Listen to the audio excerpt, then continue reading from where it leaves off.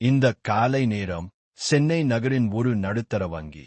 மக்கள் வேலைகளை செய்யும் போது இரு மர்மமான முகமூடியவர்கள் வங்கி வாசலில் அருகே வந்தனர். வங்கிக்குள் புகுந்ததும் அவர்கள் துப்பாக்கிகளை கைவைக்கின்றனர். மக்கள் அச்சத்தில் சத்தமிட்டனர். டெல்லர் பணப்பையை திறக்குமாறு கட்டாயப்படுத்தப்படுகிறார்.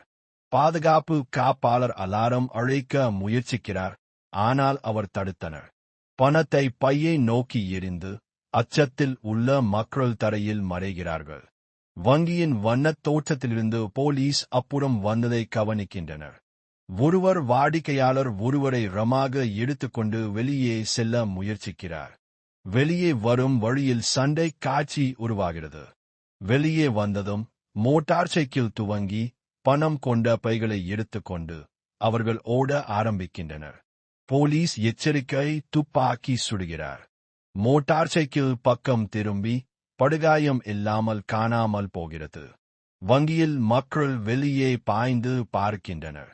போலீஸ் கட்டளைகளை ஓசையுடன் கூறுகின்றனர். இது ஒரு மிரட்டலான முடிவை உருவாக்குகிறது.